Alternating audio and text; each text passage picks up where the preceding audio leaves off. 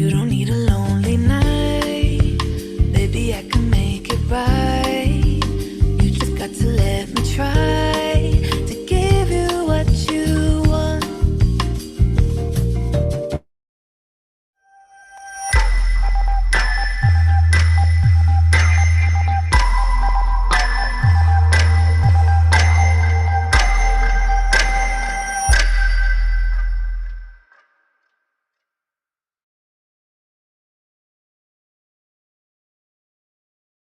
Boa tarde a todos, pessoal. Vamos agora, então, iniciar um novo FormaMIB. Eu sou a Cíntia Grion, vou moderar a primeira parte dessa sessão. Antes de começar, somente 2 recadinhos. O primeiro recado é que a gente está com o edital do teste de progresso já publicado no site da AMIB. Então, eu queria convidar todos os residentes, especializandos, a visitarem o site da AMIB e lerem o edital e fazerem as inscrições, né? Todo mundo sabe, os testes de progresso é muito importante para a autoavaliação. A gente tem aquela possibilidade, inclusive, de eliminar a primeira parte da prova do título de especialista. Então, convido a todos os alunos a entrarem lá no site da AMIB e lerem o edital e fazerem as suas inscrições. E o segundo recadinho é que a gente vai fazer a primeira apresentação com a doutora Fernanda e logo em seguida a gente já vai atender as perguntas e respostas. E para isso eu peço que vocês utilizem a ferramenta QIA aqui do Zoom, porque fica mais fácil para a gente gerenciar as perguntas e a gente não perder nenhuma pergunta de vocês. Então, a primeira parte desse FormaMIB, a aula vai ser sobre princípios de hemoterapia e complicações transfusionais. Eu apresento, então, a convidada, a palestrante convidada, que é a doutora. Ela é membro do nosso comitê de oncointensivismo da AMIB, ela é médica intensivista na Unifesp, fez mestrado em tecnologia e atenção à saúde lá na Unifesp mesmo, e coordena o setor de terapia intensiva da disciplina de medicina intensiva da mesma universidade. Fernanda, você tem a palavra. Boa apresentação para você.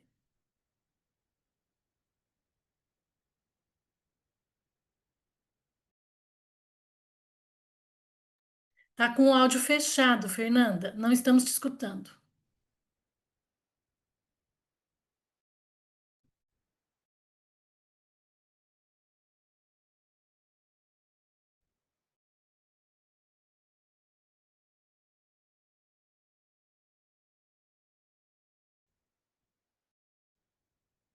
Ainda tá probleminhas técnicos. Quando a gente faz online é assim mesmo. Vamos manter a calma porque temos tempo. Deu certo agora? Sim, deu Ah, certo. tá bom. E vocês estão conseguindo ver minha tela? Deixa eu ver se compartilho de novo. Bom, eu queria Vou colocar em agradecer. modo apresentação. Tá, já coloco aqui. Perfeito. Isso.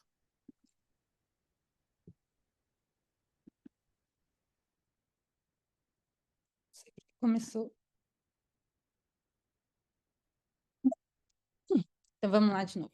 Queria agradecer a todos, agradecer a AMIB e o Comitê de Formação, e agradecer aos alunos, aos pós-graduandos e ao pessoal do PM e da residência aí por estar presente me assistindo, tá bom? Qualquer dúvida vocês podem me perguntar, as dúvidas a gente vai fazer pelo QA no final, mas eu coloquei no finalzinho também 2 casos que eu gostaria de discutir com vocês, e aí eu vou pedir para as respostas serem pelo chat, tá bom? Vamos lá, vamos para esse desafio de dar uma aula de suporte transfusional aí em 35 minutos. Então, vamos lá. O objetivo da aula é compreender as políticas e indicações transfusionais na UTI, reconhecer as reações transfusionais e a conduta frente aos eventos, né? E discutir as reações transfusionais com base em 2 casos clínicos, tá? Então, primeiro, eu queria começar mostrando para vocês o o Choose Easily. O Choose Easily é uma ferramenta, né, um site de boas práticas em relação à medicina, né? E tem o Choose Easily em relação à terapia transfusional. E o que ele fala, né? Assim, na verdade, o que ele orienta a não fazer, né? Então, ele orienta o quê? Não transfunda sangue se você tiver outras terapias não transfusionais tão efetivas quanto a transfusão. Então, o que ele quer dizer com isso? Então, se tem um paciente estável, com uma hemoglobina ali mais baixa, em torno de 8, 9, por que eu vou transfundir sangue nesse paciente só porque ele está com anemia? Então, investigar quais são as causas dessa anemia desse paciente e repor ali o que está precisando. Às vezes precisa de ferro, de ácido fólico, não necessariamente de sangue, tá? Não transfunda mais de um concentrado por vez em pacientes estáveis e sem sangramento maciço. Não transfunda plasma, aliás, vocês vão ver que transfusão de plasma é bem restrito, tá? Para corrigir somente um NR antes de um procedimento, se o NR tiver menor que 1,8, até se o paciente tiver em sangramento, tiver com sangramento, você não deve corrigir um NR baixo, tá? O NR não reflete tanto sangramento na maioria dos pacientes. Não transfunda a plaqueta em pacientes com trombocitopenia induzida por quimioterapia se a plaqueta estiver acima de 10.000 e o paciente não estiver sangrando e estiver estável. Não use plasma ou complexo protrombínico para reverter antagonista de vitamina K se não for uma urgência, e se o paciente não estiver sangrando, tá? E você não precisa solicitar teste tipagem sanguínea para todos os pacientes, aí é de uma maneira geral, né, não só na UTI, para todos os pacientes que forem operar, só naqueles que têm alguma evidência que possivelmente vá receber aí, que possa receber sangue aí durante a cirurgia, tá? E aí, toda vez que a gente vai transfundir um paciente, a gente tem que se perguntar, né? Por que eu estou transfundindo esse paciente? Às vezes a gente fica olhando e fala assim, HB 6,9 eu vou transfundir. 9 não precisa transfundir. E a gente nem sabe por que a gente está fazendo isso, né? A gente fica guiado muito por limiar. Então, toda vez que você quiser transfundir, a pergunta que você tem que fazer é por que eu estou fazendo isso, tá? Eu quero melhorar a oferta de oxigênio para o tecido, porque a hemoglobina faz parte ali da oferta, da fórmula do DO2. O que eu quero com isso, né? Quais são aqueles pacientes que vão se beneficiar da transfusão? Será que esse meu paciente vai se beneficiar ou não? Outra pergunta que eu sempre faço é, o paciente está sangrando, eu vou corrigir essa coagulopatia. Se eu corrigir essa coagulopatia, esse paciente vai parar de sangrar? Como é que eu vou me guiar para isso? Como é que eu sei que é aquele valor ali, que é aquela plaqueta baixa que está fazendo ele sangrar? Tá? E outra pergunta que eu sempre me faço é, eu devo transfundir, e aí eu não falo de sangue, né, mas eu devo dar plaqueta, plasma, crio, para prevenir um sangramento? Por que eu faria isso? Que limiar eu usaria? Então, são perguntas que a gente sempre tem que se fazer, né? Porque senão a gente acaba transfundindo muito baseado ali naqueles limiares 7, 9, que a gente acaba vendo nos estudos, né? Mas a gente tem que se perguntar por que a gente está fazendo isso e lembrar que a transfusão também tem seus riscos, tá? E aí, quando a gente fala de transfusão, aqui um pouquinho da base ali dos hemocomponentes, quando a gente vai transfundir, né, a gente pega, a gente não, né, assim, o banco de sangue, né, pega o sangue, né, que foi doado, ele é centrifugado e ele é dividido em 3 partes. Então, o que fica em cima é o plasma, depois tem um sobrenadante e embaixo são as hemácias, tá? O plasma, normalmente o plasma de fêmea, principalmente multípera, ele acaba sendo manufaturado em albumina e imunoglobulina. A gente não costuma usar plasma de mulher, porque tem muito risco aí de reação transfusional, principalmente múltipla. E aí a gente acaba usando mais o plasma de doador homem, né? E aí o plasma, você pode usar o plasma especificamente, ou você pode usar o crioprecipitado, que é derivado de plasma, que é o fibrinogênio e alguns outros fatores de coagulação que eu vou falar mais adiante, mais concentrado, mas que ele vem do plasma, tá? E esse sobremanadante são as plaquetas. Bom, e aí, assim, essa pergunta, né, de como é que é a prática transfusional, por que você transfunde, também, assim, tem vários estudos mostrando pesquisas. E um que eu acho muito legal é o Tracy. Ele entrevistou, foi uma entrevista online, que entrevistou 725 médicos. É um estudo, basicamente, de intensivistas europeus, vamos dizer assim, que a maioria era europeu.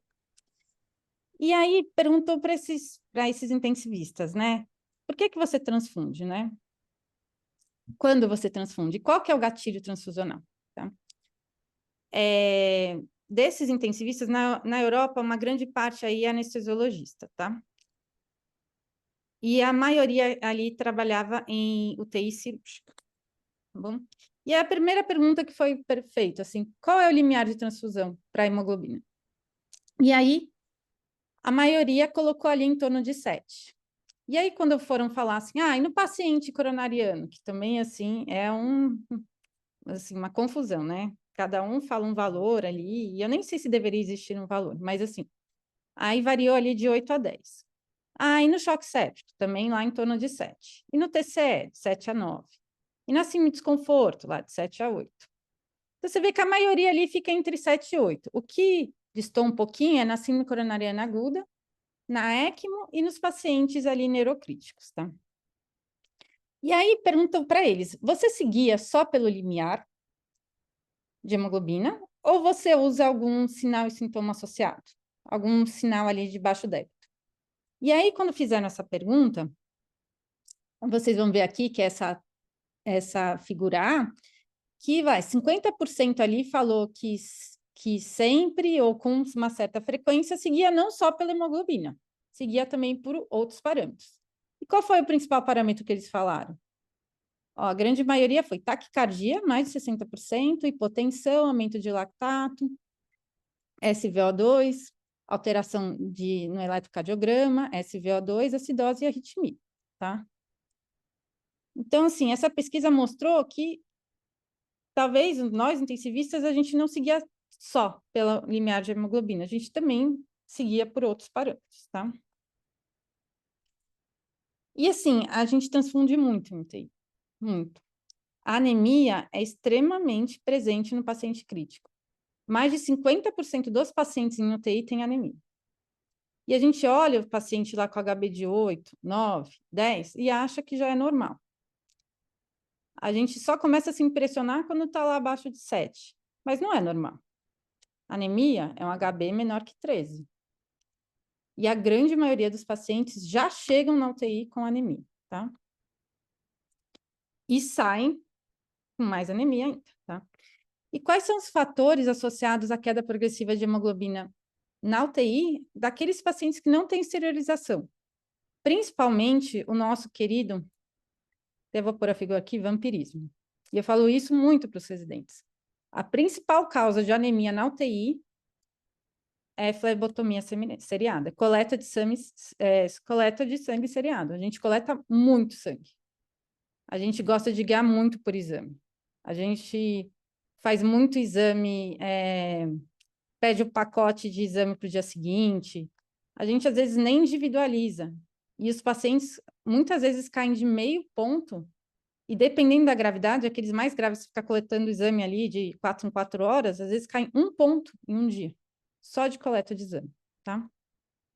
Outras causas, insuficiência renal, sangramento oculto do trato gastrointestinal, hipervolemia, levando à hemodiluição, e supressão da hemostasia devido a processo inflamatório infeccioso.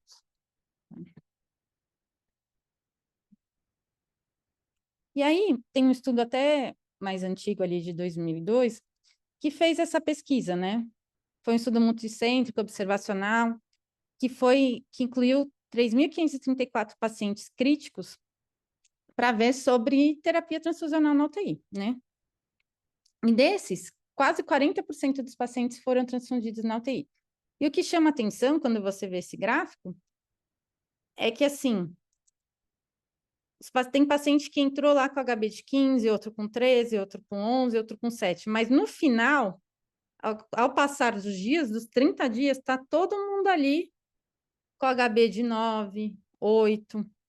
mostrando que sim, que a UTI, alguns até sobem HB, mas porque foram transfundidos, mostrando que que a UTI acaba levando anemia nesses pacientes. E lembrar que a principal causa é flebotomia. Bom, e aí foi vista as principais indicações de transfusão, e a principal indicação foi sangramento agudo, né? E a segunda principal causa é um HB que foi considerado inadequado, associado a alguma alteração de diminuição de reserva fisiológica, nem hipotensão, taquicardia, uma perfusão periférica não adequada. E aí, assim, o HB pré-transfusional, se você for ver aí nos grupos, ficou na maioria ali em torno de 8, tá? Tanto nos pacientes que estavam sangrando, quanto naqueles que consideraram que o HB não estava adequado e tinha alguma alteração para transfundir. E aí, o que esse estudo mostrou, que eu acho que todo mundo imagina, é que quanto mais transfusão o paciente recebe, quanto mais transfusão recebe, menor é a sobrevida desse paciente. Mas não é porque ele transfundiu, é porque provavelmente são pacientes mais graves e que vão ter uma menor sobrevida. Mas a transfusão em si, a gente também sabe que não é inócua, tá? E aí, mais uma vez aqui, a curva, né, de Kaplan-Meier, mostrando que a mortalidade dos pacientes transfundidos é maior do que dos pacientes não transfundidos, tá?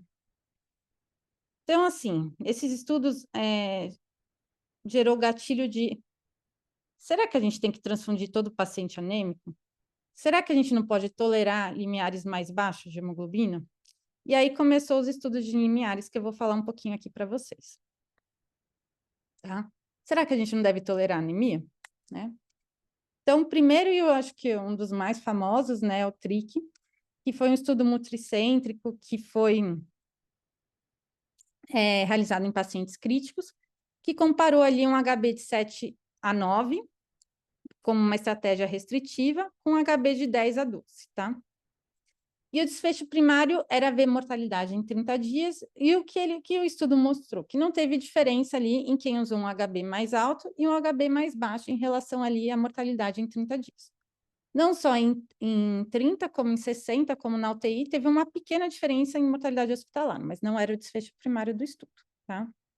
Inclusive, foi maior no grupo liberal do que no restritivo, tá?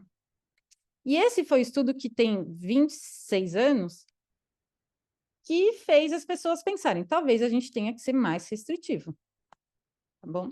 E aí vieram vários outros estudos. Então, o segundo estudo muito famoso é o TRIS, que é um estudo publicado em 2014, que foi um estudo multicêntrico, randomizado, em pacientes com choque séptico, e comparou um HB de 7 com HB de 9, e foi em torno ali de 1.000 pacientes. E o desfecho primário era mortalidade em 90 dias, né?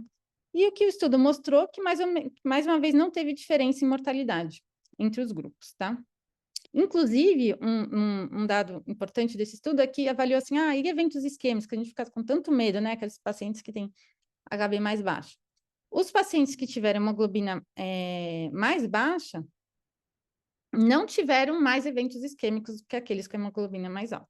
Muito pelo contrário, tiveram até menos, mas uma diferença muito pequena, que não foi significativa, tá? Aí vieram outros, então, outro estudo também famoso, que é o TRIC-3, que é o estudo que foi feito em cirurgia cardíaca, multicêntrico, 73 UTIs, eram pacientes que tinham um Euroscore, ou seja, um risco cirúrgico maior, que era um Euroscore acima de 6, mas foi um estudo de não inferioridade, tá?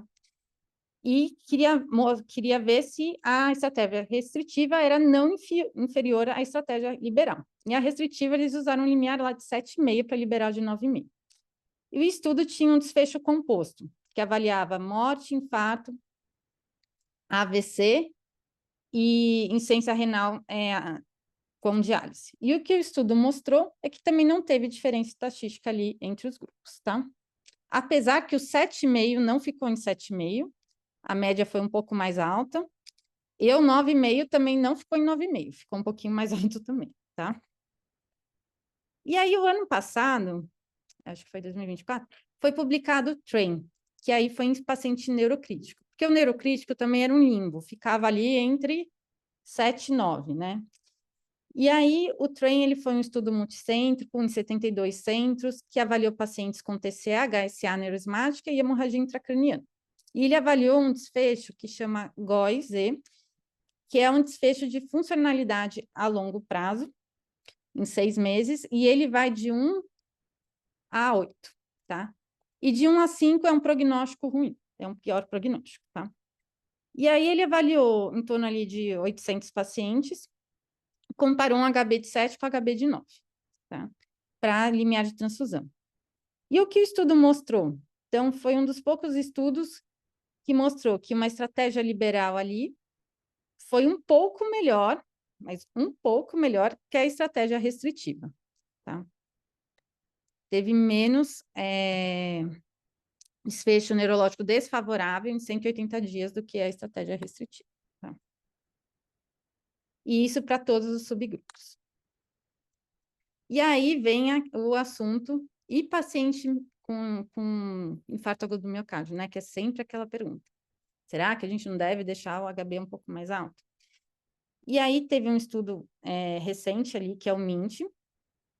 Ele avaliou, foi um estudo multicêntrico, que teve um N considerável, 1.749 pacientes na estratégia restritiva, que era um HB de 7 a 8, com 1.755 na estratégia liberal, tá?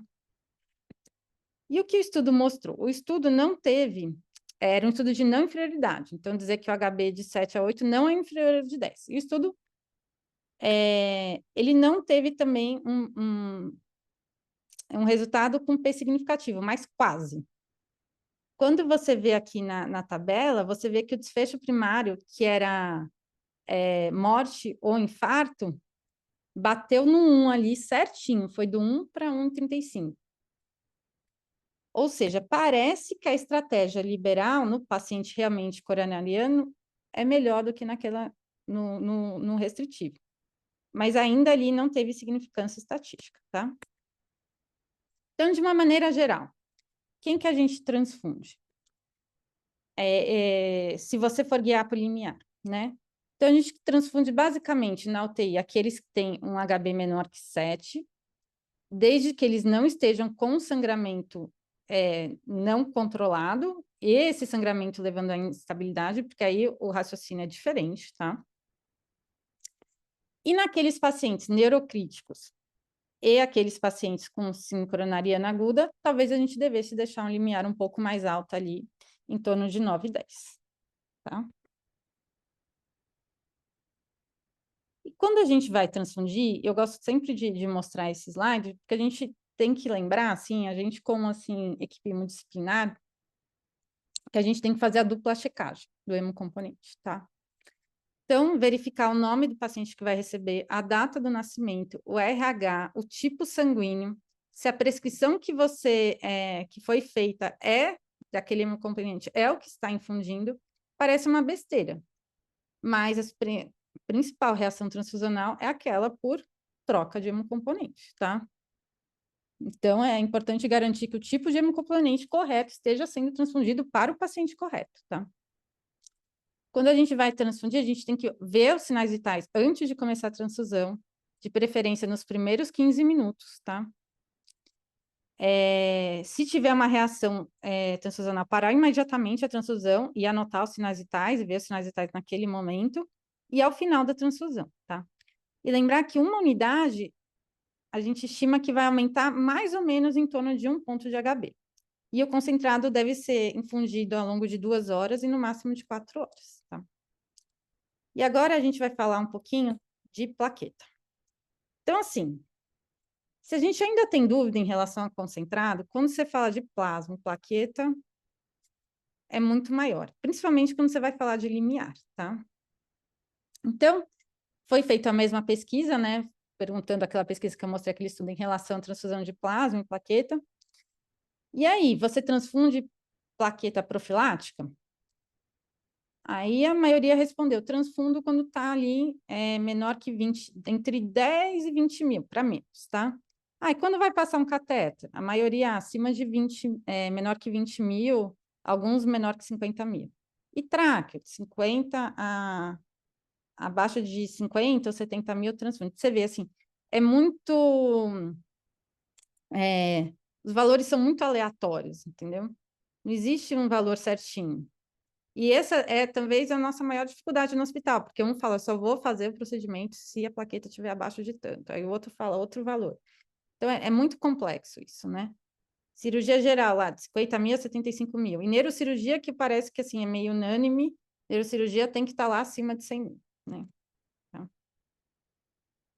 Mas o que eu gostaria de falar para vocês é que a plaquetopenia é muito presente na UTI. Então, 35 a 45 dos pacientes vão desenvolver plaquetopenia na UTI, 30% já na admissão. Então, depois da anemia, a plaquetopenia é bem presente, tá? E a coagulopatia mais comum na terapia intensiva. E as causas são várias, tá? A principal é sepse, e seguida ali de CIVD. Mas tem por perda sanguínea, microangiopatia trombótica, plaquetopenia induzida pela heparina, trombocitopenia imune, plaquetopenia induzida por droga, por antibiótico. Então, a gente vê muito plaquetopenia na UTI, tá? E aí, quando você vai ver os consensos, existe uma recomendação de transfusão, mas é todas baseadas numa evidência fraca, moderada, né? Então, no sangramento ativo, vamos fazer um limiar de 50 mil. Nos procedimentos invasivos, então, e são invasivos mais complexos, então, coleta de líquor, acima de 50 mil. Aquele que você vai passar acesso central, fazer uma toraxentese, uma paracentese, não, 20 mil a gente consegue, acima de 20 mil não precisa transfundir. Mas são valores um pouco aleatórios, tá? E aí, até tem um estudo que mostra que também é uma grande dúvida, né? Porque o cérebro é um órgão muito nobre, né? Então, aqueles pacientes que têm um sangramento intracraniano e usa, por exemplo, o antiagregante, né? Que muita gente usa S, né? Clopidogrel. Você tem que dar plaqueta para esses pacientes? E aí, um estudo mostrou que não, que piorou até o desfecho desses pacientes, a não ser que esses pacientes precisem ser submetidos à cirurgia, tá? Aí sim, vai do bom senso ali, mas aí talvez valha a pena você dar a plaqueta para esses pacientes pensando numa disfunção plaquetária. Mas se ele não for submetido a procedimento e você transfundir plaqueta, talvez se piore o desfecho neurológico desses pacientes, tá bom? E aí o Chuzili fala, não transfunda a plaqueta se contagem plaqueta está acima de 10 mil e o paciente não estiver sangrando, e não tiver nenhum critério de instabilidade. Naquele com plaquetopenia imune, você só transfunde se o paciente estiver sangrando e tiver uma complicação e for morrer dessa hemorragia, porque senão só vai consumir essa plaqueta e você não vai incrementar, tá? E para procedimentos menores, que nem passagem de acesso, se a plaqueta estiver acima de 10, 20 mil. E o plasma, então, eu estou indo por categoria para dizer assim, se hemoglobina lá, concentração de massa, não tem tanto estudo. Plaqueta, poucos. Plasma, menos ainda, tá? E plasma, assim, é uma confusão mesmo.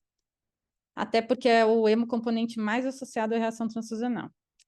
Então, assim, nesse mesma pesquisa foi perguntado, olha, se chegar um paciente com NR acima de 3, o paciente não está sangrando, você vai transfundir?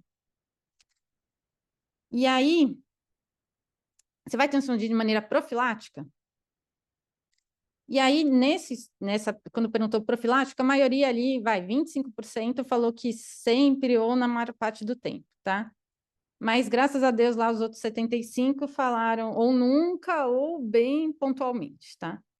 Agora, se perguntaram, um NR acima de 3, você vai transfundir antes de um procedimento? Aí a maioria respondeu que sim, que vai transfundir antes do procedimento. Tá bom. Então, você vai transfundir antes do procedimento. O que você vai usar? O paciente não está sangrando, é pré-procedimento. Aí, mais de 50% ali respondeu vitamina K, complexo protrombínico ou plasma, tá? E de maneira profilática, teve ali uns 75% que usaram vitamina K, mas teve ali uns 35% que dariam, inclusive, plasma para esse paciente, tá? E o plasma, que nem eu falei, é o componente com maior risco ali de taco, trale e trim, tá? A gente tem que tomar muito cuidado na transfusão de plasma, e a gente tem que transfundir ali se realmente é a nossa única alternativa, tá?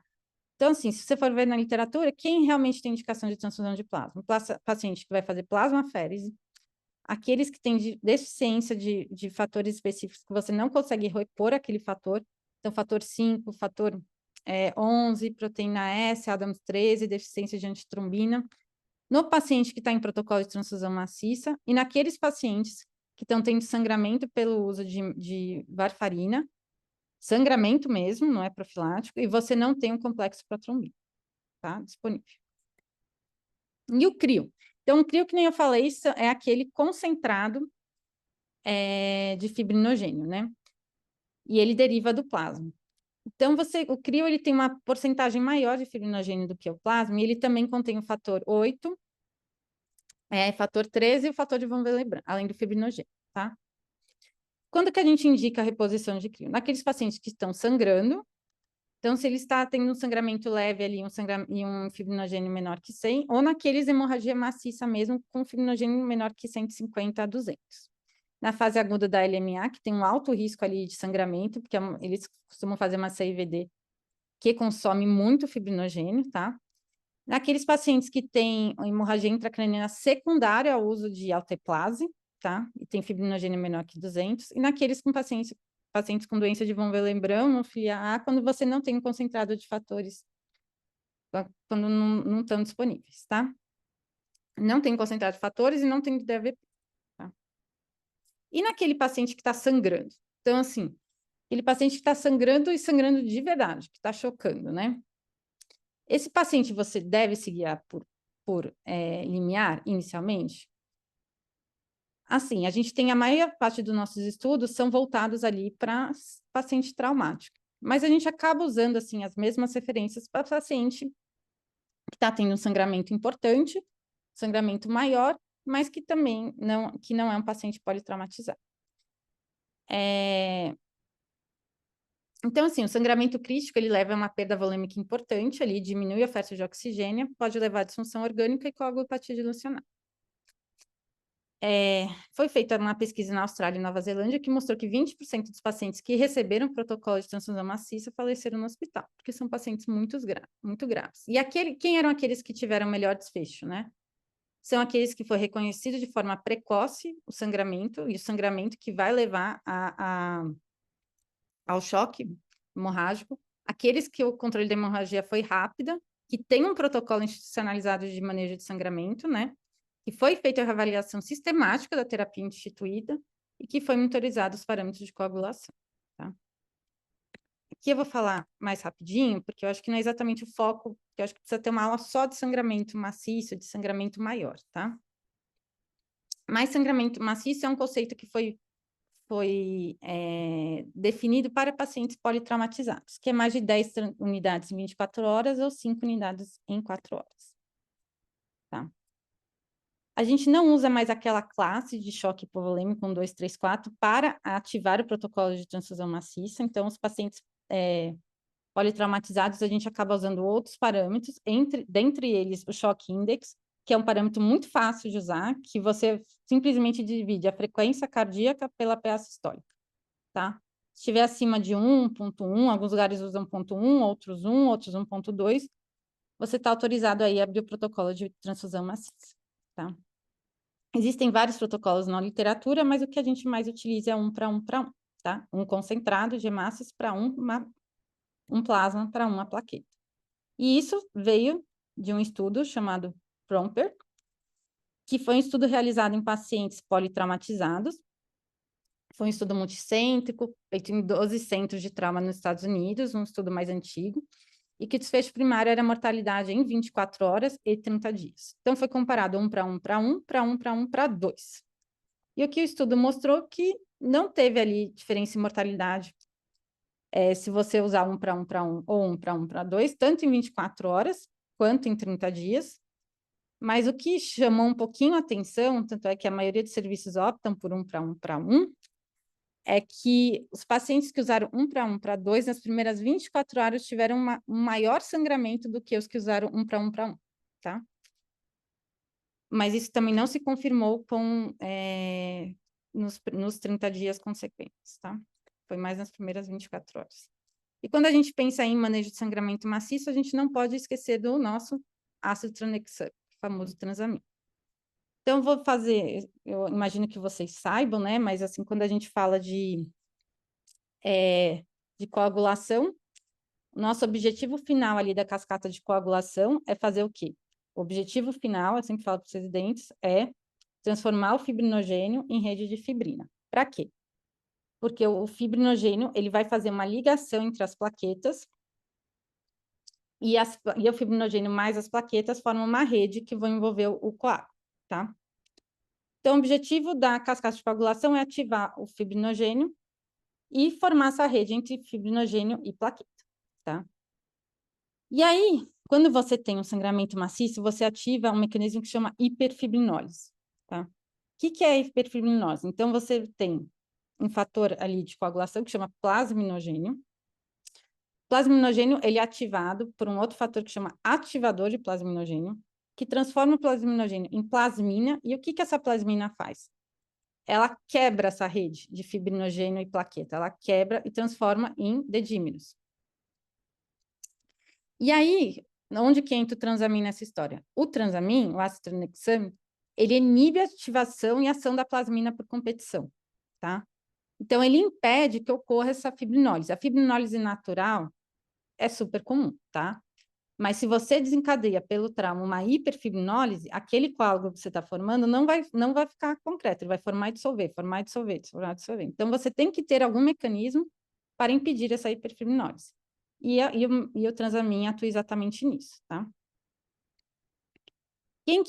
Quais são as recomendações baseadas em evidências para a gente usar o ácido tranexâmico? Principalmente no trauma, 1 grama ali nas primeiras 3 horas, seguido de 1 grama em 8 horas, tá? Cirurgia cardíaca, eu acho que são as recomendações mais fortes, tá? E aí tem aquelas recomendações moderadas que no TCE, que é o CRASH 2, que usou 1 grama em bolos nas primeiras 3 horas.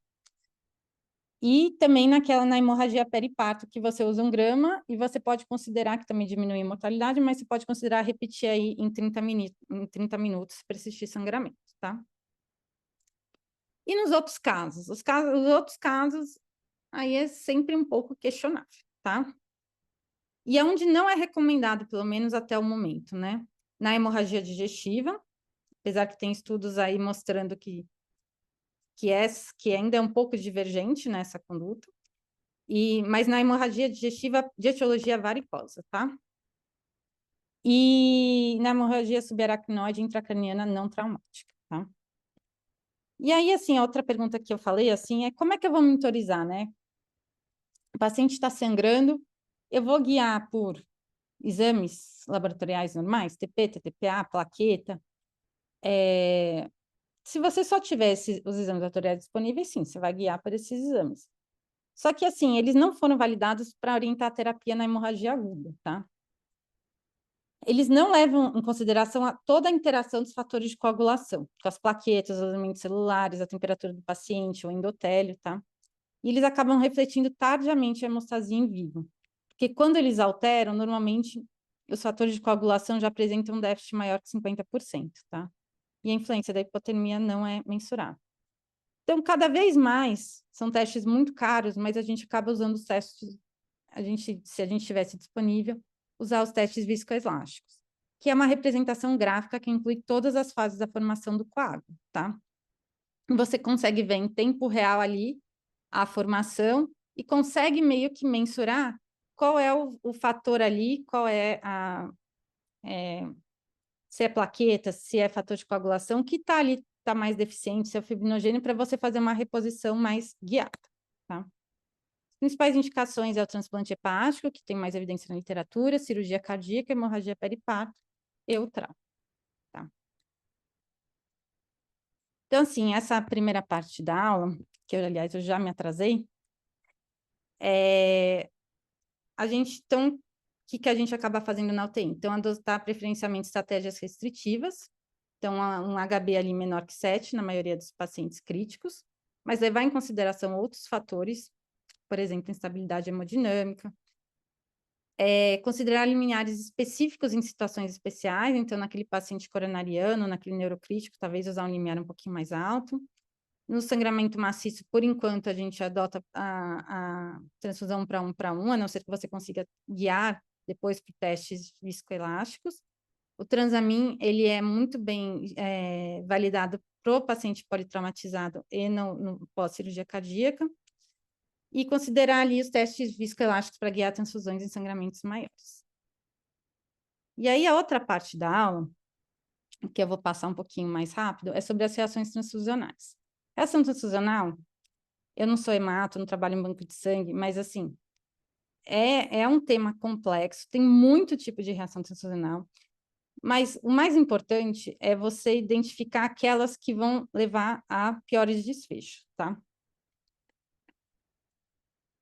E aquelas mais comuns, né? E aí, quando a gente fala de reação transfusional, eu vou me ater basicamente a reação transfusional associada a sintomas respiratórios, a febre e a anafilaxia, tá?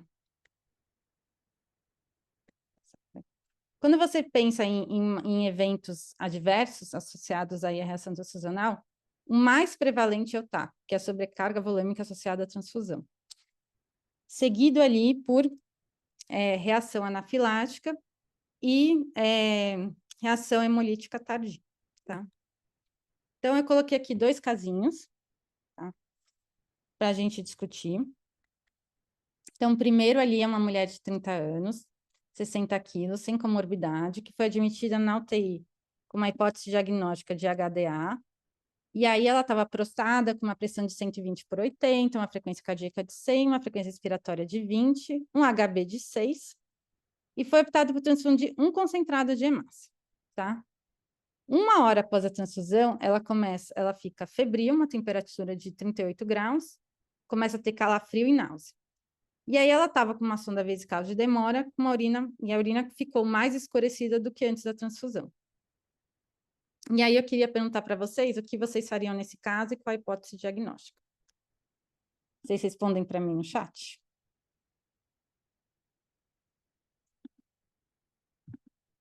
Não precisa ter vergonha.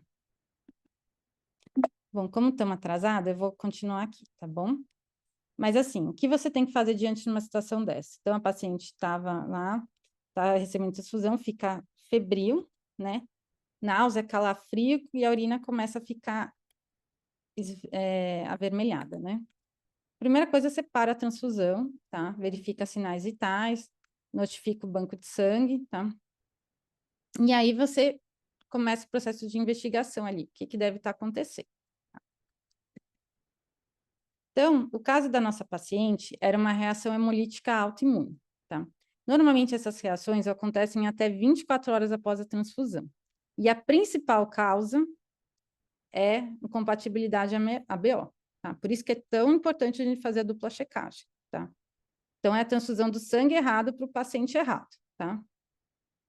Mas a parte boa é que menos de 10% das transfusões incompatíveis com a ABO resultam em desfecho fatal, tá?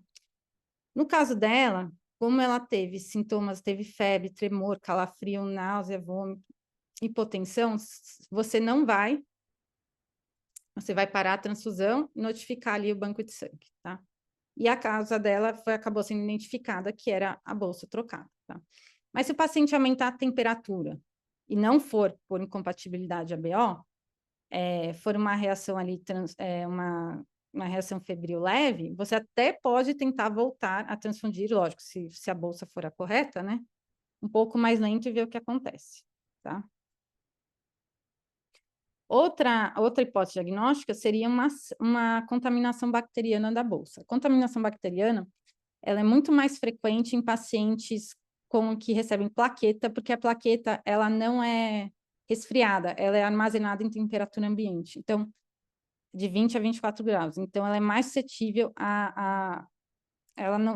o germe, a bactéria acaba sobrevivendo na plaqueta, né? Então, se o doador tiver uma infecção, normalmente aquela bactéria acaba ficando na plaqueta, tá? Por isso que tem que fazer todos os testes. E as que vão levar a reações mais importantes, né, são aquelas que estão contaminadas por bactéria gram-negativa. Tá? O segundo caso, que é um caso também que às vezes a gente vê, né? Então, eu acho que é o caso, assim, típico, que a gente mais vê na terapia intensiva. Então, aquele paciente aqui de 75 anos, renal crônico dialítico, diabético, cardiopata, que interna ali com quadro de sepse de foco em corrente sanguínea, por conta de catéter de diálise, e aí, durante a internação, ele está com HB de 7, e vai precisar de diálise naquele dia, e você fala, nossa, HB de 7, coronariano, vou transfundir, ainda mais que ele vai dialisar. E aí, durante a transfusão, né, ele acaba evoluindo com taquicardia, mal-estar, dispneia, desaturação, crepita, difusa, a pressão vai para 200 para 140. E aí, qual que é a principal hipótese diagnóstica? Provavelmente uma sobrecarga volêmica associada à transfusão. Então, um paciente com dispneia, mesma coisa, começa a ter dispneia, sintomas respiratórios durante a infusão de concentrado, ou durante a infusão, você para a transfusão, checa os sinais vitais, examina o paciente, notifica o banco de sangue, não joga fora aquela bolsa tem que ir lá para ser avaliada lá pelo banco de sangue, tá? E aí, na frente da dispneia, se lembrar sempre do TACO, que é a sobrecarga volêmica associada à transfusão, TRALI, e reação anafilática, tá?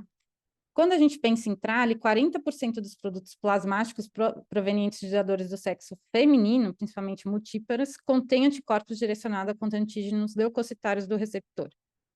Então, acaba levando a maior risco ali de TRALI, tá? Por isso que as políticas transfusionais estão cada vez mais centradas que a doação para plasma seja de doadores do sexo masculino, tá? A TRALI, a gente às vezes fica confuso se é TRALI ou se é TACO, mas o paciente com TRALI, primeiro assim, que ele pode começar a ter sintomas nas primeiras, durante a transfusão, em 1, 2 horas ali após o início da transfusão, e pode apresentar os sintomas até 6 horas, é aqueles pacientes que fazem um edema agudo de pulmão de etiologia não cardiogênica. Aquele edema agudo por aumento de permeabilidade pulmonar, capilar. E aí, aquele paciente que se comporta, parece um pouco uma síndrome de desconforto. Então, uma relação abaixo de 300, fica hipoxêmico, ele não costuma ficar hipertenso, muitas vezes ele fica hipotenso, faz febre, fica dispneico. E a grande maioria é uma insuficiência respiratória importante, a ponto que 72% você vai precisar entubar esse paciente, tá? A mortalidade ali é em torno de 5 a 10%, e geralmente ela resolve em 24 a 72 horas, tá? E é aquele paciente que normalmente tem um pulmão ok, normal, e aí durante a transfusão ali, e depois da transfusão, você vê aquele edema de pulmão de etiologia não cardiogênica, tá? A TACO, que é a reação que mais leva a óbito, é a maior causa de morte por transfusão, não é TRALI, é TACO, tá? Porque é a mais frequente também, tá? Ocorre uma sobrecarga circulatória, resultando ali da disfunção cardíaca do paciente, né? Por uma taxa rápida de transfusão. A frequência pode ser de 1,700 até 8% dos receptores de transfusão. Então, é aquele paciente que parece um edema de pulmão, edema de pulmão de etiologia cardiogênica. Então, tem dispneia, ortopneia, taquicardia, hipertensão, tem aumento da pressão venosa. Você faz o eco, tem sinais de disfunção, sobrecarga de ventrículo esquerdo, tem aumento de BNP. Então, assim, o mais importante nos pacientes com TACO é você olhar os fatores de risco. Então, assim, aquele paciente acima de 70 anos, aquele paciente que você vai ter que fazer muita transfusão. Então, aquele paciente que está lá com HB de 5 de entrada, que tem aquela anemia euvolêmica grave, que você vai ter que fazer, vai dar bastante concentrado, tudo, é aquele paciente que vai acabar tendo o risco ali de ter uma sobrecarga volêmica maior. Aquele paciente com insuficiência renal, tem uma sobrecarga hídrica já, e com história de C e disfunção ventricular esquerda. Esses pacientes a gente tem que ficar muito atento na hora que você vai transfundir, tá? O que você faz?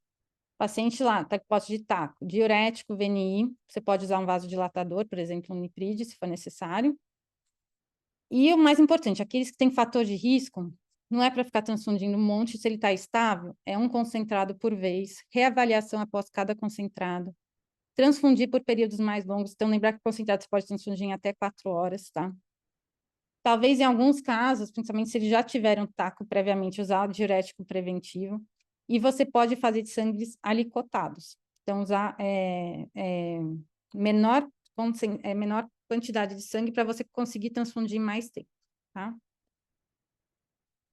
E, por fim, a reação alérgica, né, a reação anafilática, ocorre ali por volta de até 4 horas após a transfusão, e aquela reação anafilática que a gente já viu.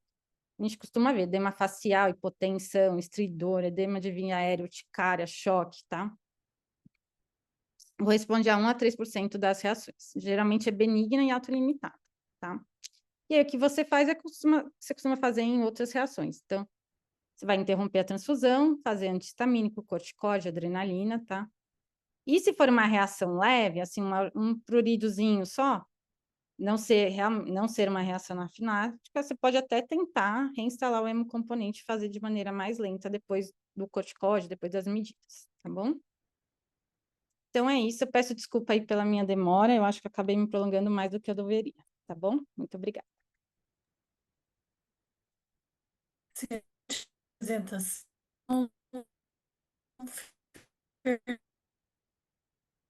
Fernanda, eu que agradeço, a aula foi ótima. Estão me ouvindo? Eu tô. Para finalizar, a gente tem duas questões aqui no QIA. Os alunos disseram que não conseguiram mandar pelo chat porque talvez o chat estivesse bloqueado para eles, tá, Fernanda? Eles fizeram Tá. um comentário Também aqui. eu acabei me prolongando, eu nem dei tempo, coitados, para eles responderem. Então, eu vou te pedir para a gente tentar responder brevemente essas duas perguntas, para a gente já poder passar para a próxima parte do Formamip. Então, a primeira pergunta é anônima e pergunta se para paciente com dengue do tipo C, nós transfundimos plaqueta quando? E isso mesmo que não tenha sangramento ativo microscópico. É indicado transfundir plaquetas para esse tipo de paciente? Nossa, essa pergunta é uma pergunta difícil de responder.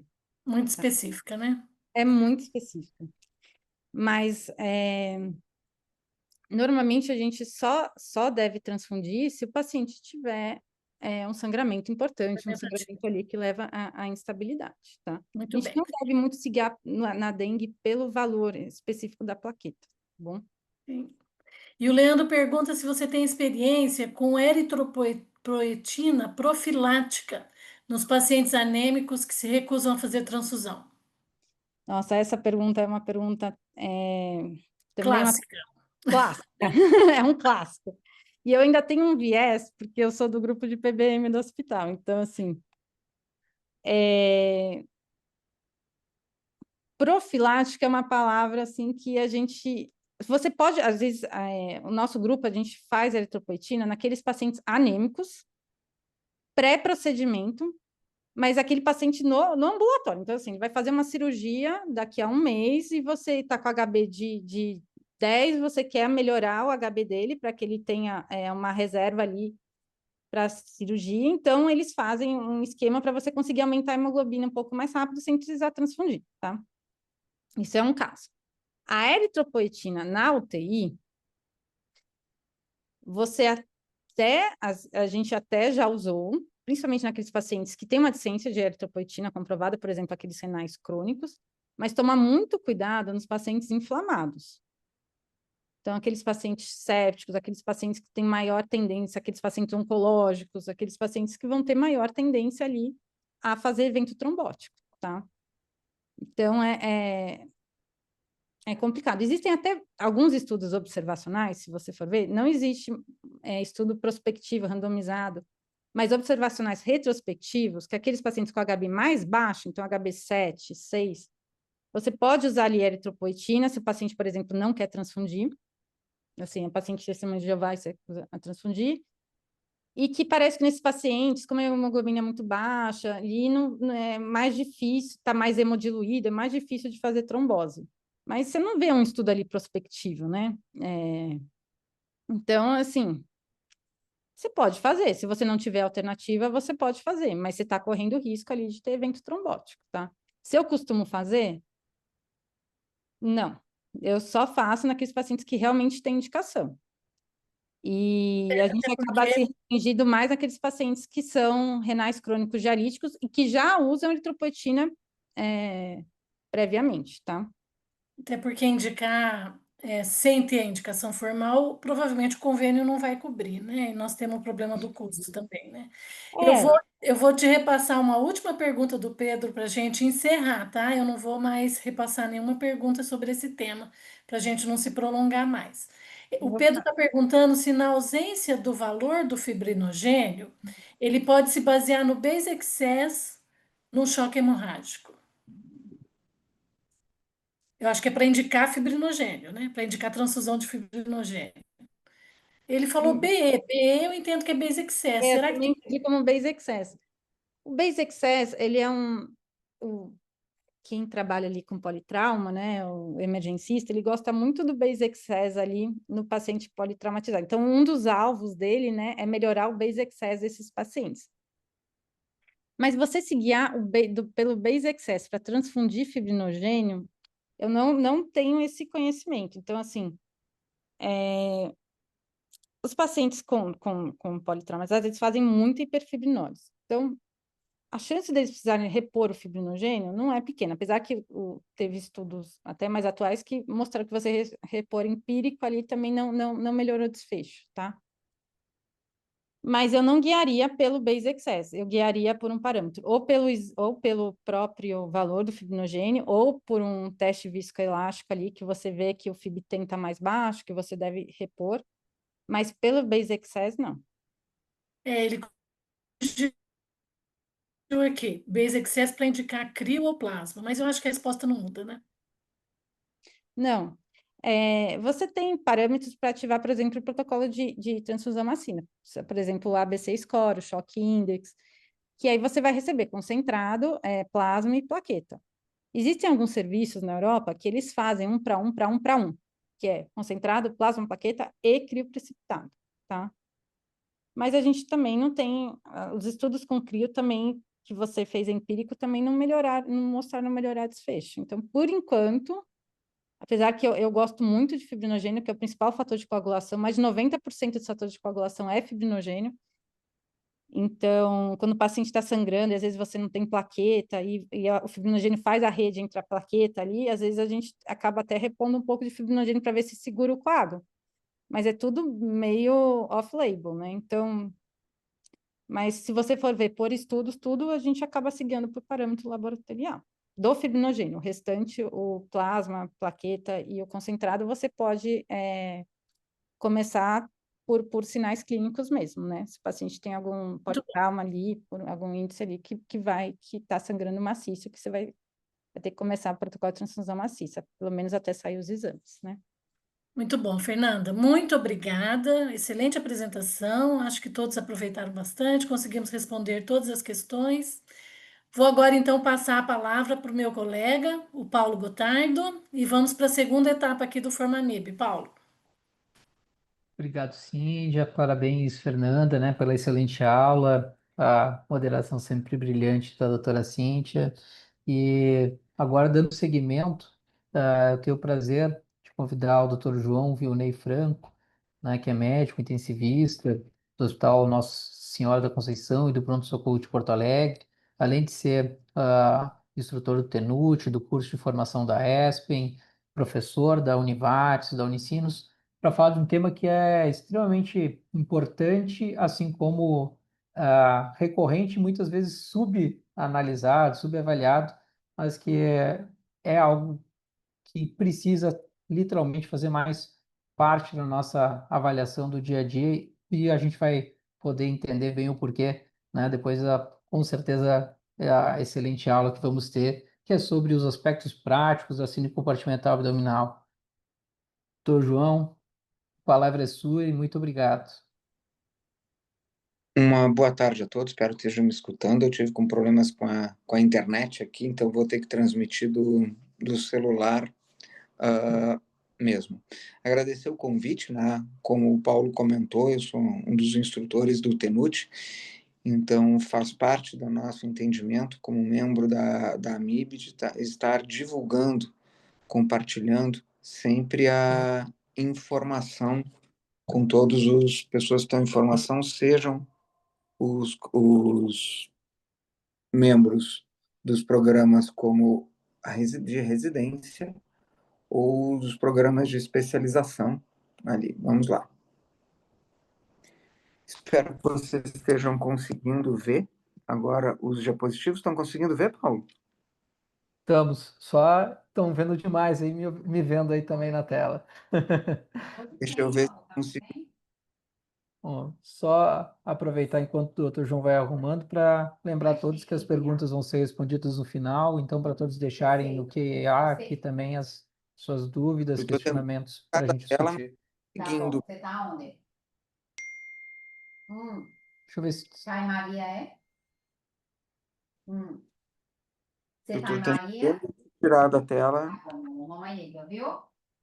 Beijo, tchau. mas não estou conseguindo.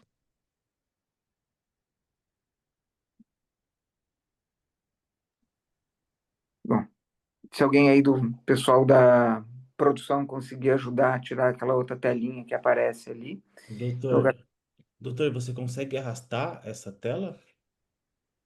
Agora sumiu, né? Perfeito. Tá bem, muito obrigado aí pela produção, Lucas, né? Bom, vamos lá. Para a gente falar de síndrome de compartimento abdominal, eu vou falar primeiro do que é a classificação. Vou aproveitar para pedir para alguém desligar o microfone que está lá no fundo. Quais são os fatores de risco? Alguns aspectos práticos, claros, de como medir as complicações e, de uma maneira também prática, como fazer o manejo da síndrome de compartimento. Bom, primeiro, o que é a definição de síndrome de compartimento abdominal? Síndrome de compartimento abdominal é definida pela presença de pressão intraabdominal maior do que 20 milímetros de mercúrio associada com uma disfunção orgânica. A gente vai voltar daqui a pouco a tocar no quais são as disfunções orgânicas que são associadas à hipertensão intraabdominal. A pressão intraabdominal, normalmente nos nossos pacientes críticos, é em torno de 5 a 7 milímetros de mercúrio. Normalmente, em pessoas como nós, que não estamos doentes, essa pressão é praticamente zero, mas lembrem que em pacientes que são portadores de obesidade, essa pressão pode ser mais alta, até 10, 12 milímetros de mercúrio. Na parte de baixo do diapositivo, vocês estão vendo o que são os graus de hipertensão intraabdominal. Se diz que alguém tem hipertensão intraabdominal quando essa pressão é acima de 12. E aí nós vamos classificar isso em graus, né? De 1 a 4, tá? De 1, 12 a 15, grau 2, 16 a 20, grau 3, 21 a 25. E quando isso tem uma associação com uma disfunção orgânica, é o nível de pressão intraabdominal de modo sustentado. Quando a gente diz sustentado, já fiquem com a lembrança que não é uma medida só, mas que a gente precisa ter medidas seriadas que mostram que isso se mantém neste nível, associado com uma disfunção orgânica. O início da síndrome de compartimento abdominal tem muito a ver com o que a doutora estava comentando há pouco, tá? Falando de politransfusão, porque isso começa a aparecer durante a ressuscitação e o atendimento de pacientes com trauma abdominal, ferimento por arma de fogo, ferimento por arma branca, aneurisma de aorta abdominal, roto, cirurgias de grande porte, algumas vezes traumas grandes com intenso sangramento, em que se começou a fazer as abordagens do damage control. Então, vamos controlar o sangramento intracavitário, prevenir mais contaminação dentro da cavidade, para evitar o que se convencionou chamar de tríade da morte, que é a associação da coagulopatia, da hipotermia e a acidose. O primeiro procedimento cirúrgico em que é feito só para controlar o sangramento e desviar mais contaminação persistente da cavidade, para conseguir compensar esses fatores e num momento posterior, 24, 48 horas depois, pacientes são reintervidos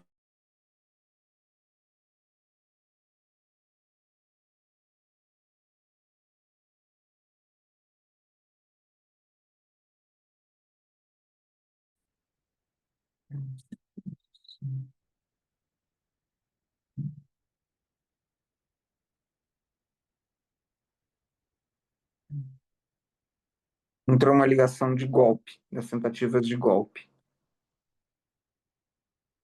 Múltiplas, desculpem. Tá? Para prevenir. Esses pacientes são submetidos a muitas transfusões e a grandes reposições volêmicas, e isso são fatores de risco para o desenvolvimento de hipertensão abdominal e síndrome de compartimento. Elas podem ser classificadas, a síndrome de compartimento pode ser classificada ainda em relação ao tempo, como aguda e crônica. A hipertensão intraabdominal aguda é o que nós costumamos ver dentro da UTI com pacientes hiperressuscitados, cirurgias de trauma, pós-operatórios de grande porte, pancreatite. E nós temos ainda a hipertensão intraabdominal dita crônica, que acontece em alguns cenários, pacientes com ascite volumosa, aqueles pacientes com cirrose, vai acontecer também nas gestantes, que costumam ter uma pressão um pouquinho mais alta. O desenvolvimento disso ao longo do tempo tem capacidades do organismo de se adaptar a isso e, por conseguinte, repercussões maiores ou menores sobre os órgãos-alvo. Nós podemos ter ainda relação com a cavidade peritoneal. A síndrome de compartimento pode ser primária, quando a injúria é primariamente uma doença abdômeno-pélvica. Tá? Então, voltamos à pancreatite, ao ferimento por arma de fogo, a cirurgia de damage control, o aneurisma de aorta, esse tipo de patologia. E nós podemos ter ela de modo secundário, quando a injúria ou é uma condição não abdominal. Como assim? Doenças da cavidade torácica que aumentam a pressão, que deslocam o diafragma para baixo, que aumenta a pressão intraabdominal. Mas, fundamentalmente, a hiperressuscitação. E isso está bem mais descrito nos pacientes com trauma e principalmente nos pacientes queimados, que são submetidos com frequência à hiperressuscitação. Então, esses são pacientes que podem desenvolver hipertensão intraabdominal de origem secundária. E nós vamos ver lá na frente que a abordagem tem diferença. Como fatores etiológicos, eu listei os fatores mais frequentes: trauma, grandes queimados, pós-operatório, especialmente hiperressuscitação, pancreatite, obstrução intestinal, íleo pós-operatório, aneurisma de aorta abdominal, pacientes oncológicos e pacientes de origem ginecológica, principalmente as complicações cirúrgicas disso. Nesse diapositivo, vocês estão vendo que há uma diferença, uma classificação ainda. Nós podemos ter hipertensão intraabdominal relacionado a um aumento do conteúdo abdominal, onde entra ascite, hemoperitônio, edema visceral, a cirurgia de damage control com as compressas, com o empacotamento das vísceras do fígado, do baço, tá? Esse tipo de procedimento. Isso aumenta o conteúdo intraabdominal. Peritonite.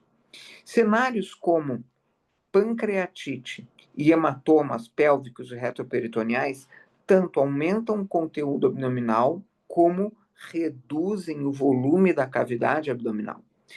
Obstrução intestinal, íleo, distensão gástrica, aneurisma de aorta, constipação severa, tumores abdominais crônicos, obesidade, gravidez, isso aumenta o conteúdo abdominal. Outros cenários em que nós podemos ter redução do volume abdominal, tá? São a redução de grandes hérnias, principalmente hérnias de longo prazo, pacientes que têm grandes hérnias em que diminui, é fechado a parede, isso reduz o tamanho da cavidade abdominal. Ela está acostumada a ter um espaço muito maior, no momento do fechamento pode haver redução da cavidade, não do conteúdo. Defeitos grandes da parede abdominal. Ainda reduz o volume abdominal, queimaduras abdominais circunferenciais, principalmente as queimaduras de terceiro grau de espessura completa, na medida em que isso diminui a distensão, a cavidade, a complacência, a elasticidade dessa pele e reduz a complacência da cavidade abdominal. Ainda a ventilação mecânica com pressão positiva, né, pelo deslocamento crânio-caudal do diafragma. Quando é que eu devo me preocupar que meu paciente dentro da UTI ele pode vir a desenvolver hipertensão abdominal e síndrome de compartimento? Esses autores estudaram, está publicado ali, está no livro lá do Van Sam, tá? Que eu posso ter em modelos dentro da emergência e modelos dentro da UTI, coisas que me sugerem isso, né? Dentro da emergência, tempo para operar o paciente e levar para o bloco quando é menor do que 70 minutos. Infusão de cristalóides maior do que 3 litros. Dentro da UTI, para síndrome primária, pacientes que têm hemoglobina menor do que 8, como a doutora Fernanda comentou antes, são pacientes mais propensos, tá, a receber muita transfusão. Alguém fez uma pergunta sobre o excesso de base. Então, pacientes que têm um déficit de base maior do que 12, provavelmente vão receber também mais volume, maior risco de desenvolver síndrome de compartimento. A mesma coisa em relação ao gap de PCO2, porque ele é um marcador de hipofluxo. Então, a gente tende nesses pacientes a transfundir mais. Hipotermia. Síndrome de compartimento abdominal secundária. Pacientes que receberam mais do que 3 unidades de concentrado de hemácias, cristalóides acima de 3 litros. E dentro da UTI, cristalóides mais do que 5 e gap de PCO2 maior que 16 e um débito urinário menor do que 150. Esses são critérios encontrados num trabalho, mas outros autores têm outras recomendações. Então, vejam que não há uma recomendação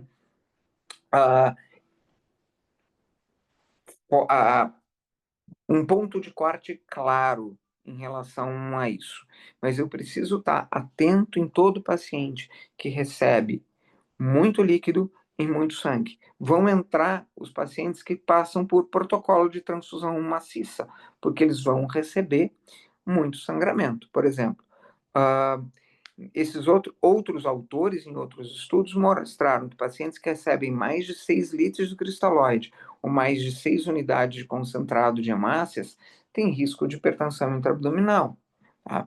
Esses outros autores identificaram que todo paciente que recebe mais do que 250 ml por quilo de cristalóide tem que estar atento, porque pode desenvolver síndrome de compartimento.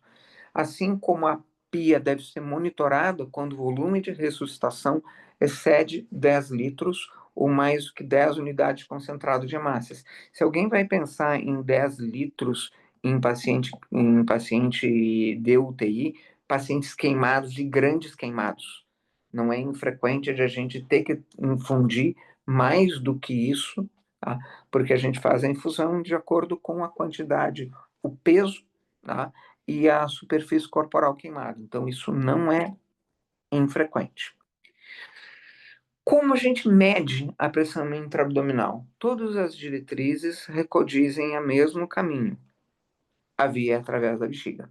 Tá? Eu posso medir de outras formas, elas não são confiáveis. A melhor maneira de poder fazer isso é através da bexiga. Então, eu trouxe aqui 2 exemplos, né?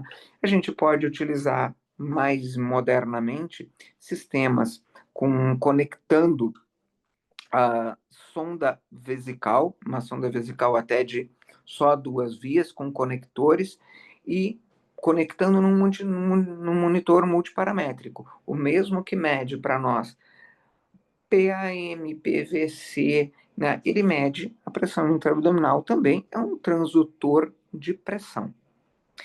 Uma outra maneira mais antiga, e aí eu vou dizer para vocês que eu aprendi a fazer desse jeito, né? Quando comecei lá, não vou dizer quanto tempo faz, usando régua em centímetros, a mesma que a gente utilizava para medir PVC em coluna d'água. Só que isso vai nos dar o valor em centímetros e nós precisamos transformar isso depois em milímetros de mercúrio.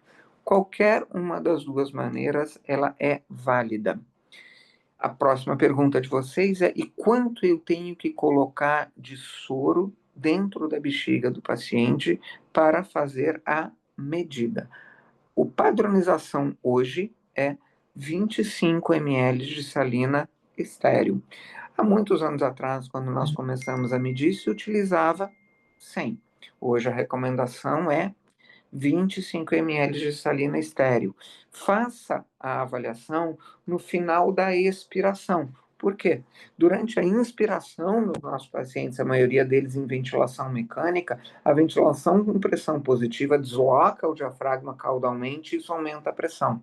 Então a gente mede no final da expiração, onde eu tenho menos interferência da pressão positiva. Posição supina do paciente. Nosso paciente tem que estar sem contração abdominal, então, de preferência, ele tem que ficar, é mais confiável quando eles estão sob efeito de sedação e fazendo nenhum movimento, porque a contração abdominal, meu paciente está fazendo prensa, não dá para medir. Ele está fazendo esforço para ventilar, não dá para medir. Ele tem que estar sedado. O paciente tem algum tipo de assincronia com a ventilação mecânica, está desconfortável, não é o momento de medir. Ele precisa estar adequadamente sedado e, por vezes, colegas, sob efeito de bloqueador neuromuscular. Atenção quando a gente vai fazer isso, porque eventualmente um incremento, o início da sedação, pode levar a uma piora hemodinâmica e isso levar à hipoperfusão dos órgãos-alvo. Então, esse é um momento que a gente tem que estar atento com isso, tá?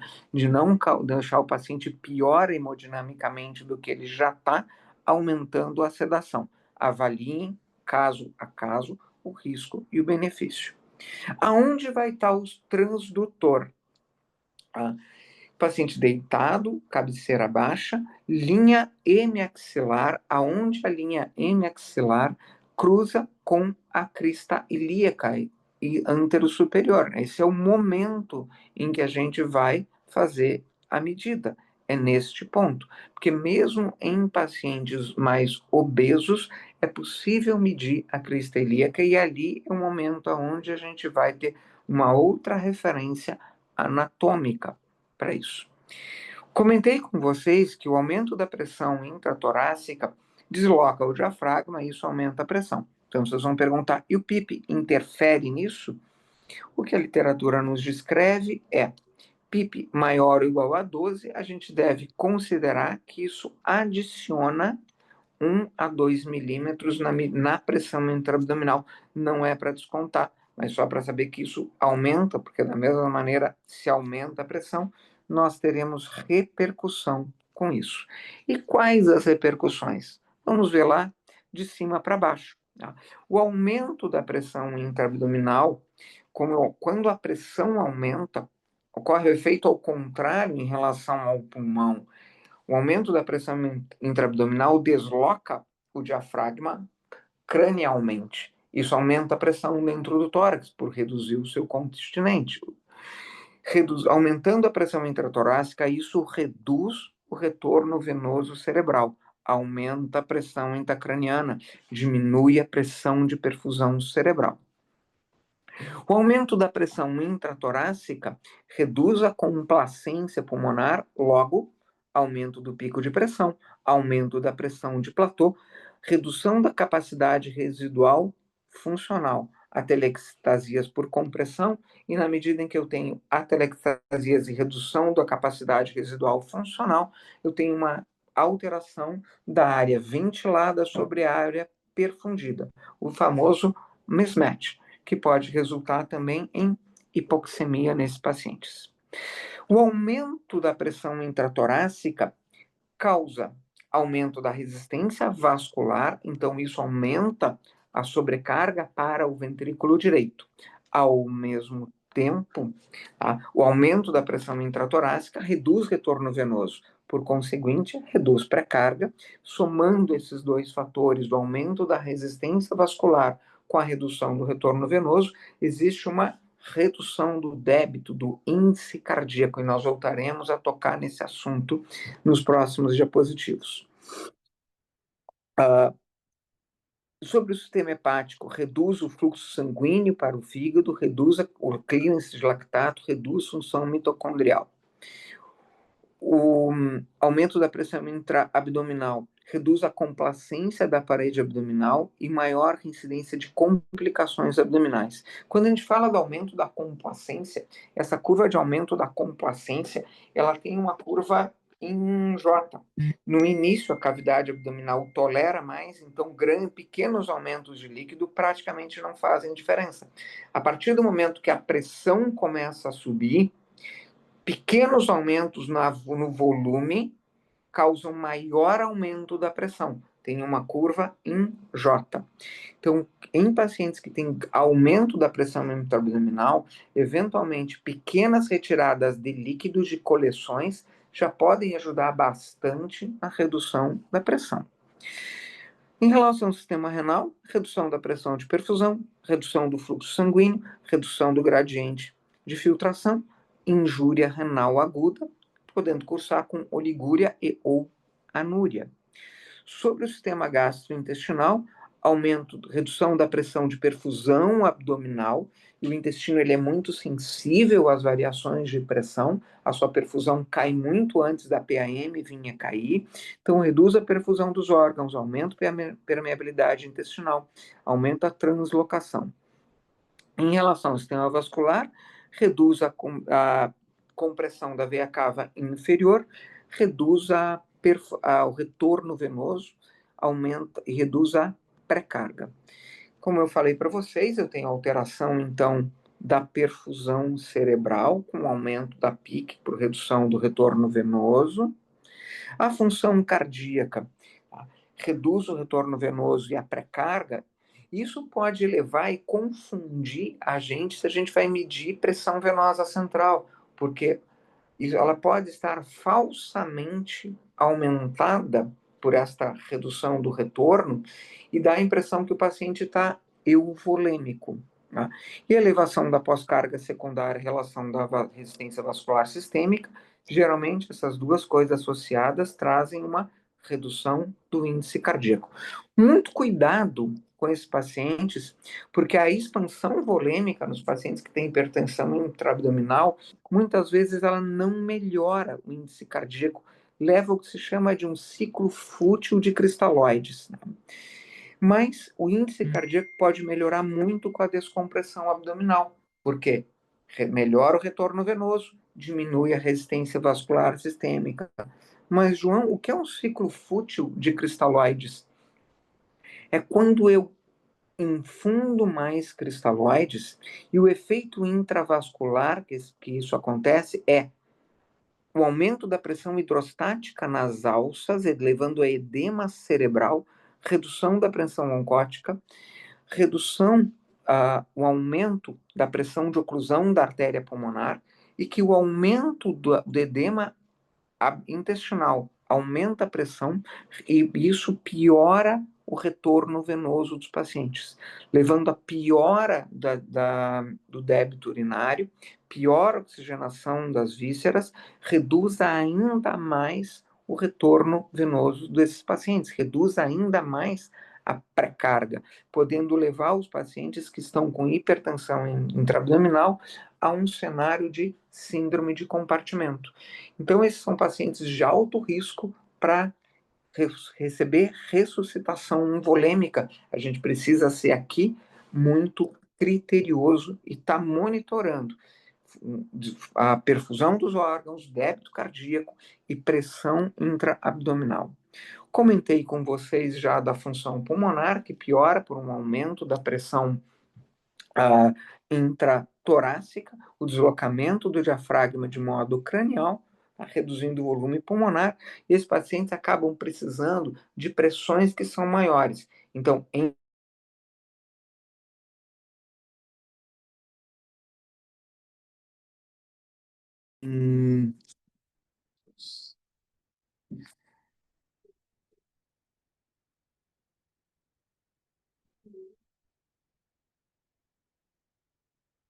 nos pacientes em ventilação mecânica, maiores pressões para ventilação dos pacientes. maior pico de pressão, maior pressão de platô. Falei já da compressão do parênquima renal, que isso pode levar os pacientes ao desenvolvimento de oligúria e anúria, retenção de água e sal. Comentei com vocês que há uma redução da perfusão intestinal dos pacientes e a síndrome de compartimento induz a isquemia cerebral. A isquemia intestinal. O intestino é sempre um órgão muito sensível às variações de perfusão. Tá? Quando os pacientes são descomprimidos, está bem descrito que pode haver o cenário de injúria, de isquemia e reperfusão.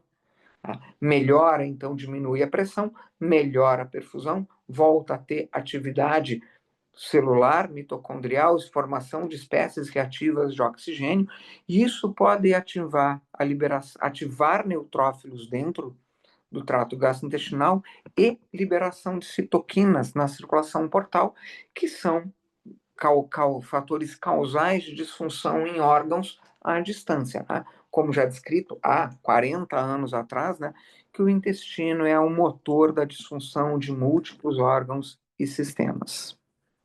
Quando a gente fala de disfunção do trato gastrointestinal, eu tenho certeza que a maioria de vocês que estão escutando pouco ouviu falar disso, tá? A gente precisa lembrar que essa é uma das disfunções.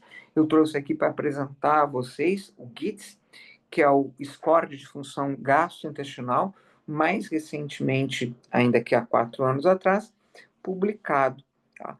E lembrando aqui que os níveis de pressão estão associados com o score de disfunção, a tolerância da dieta, volume de resíduo gástrico, mas que quando eu tenho pressões mais aumentadas, eu tenho mais disfunções, e quando eu tenho síndrome de compartimento, isso é um cenário ameaçador à vida, é o score 4.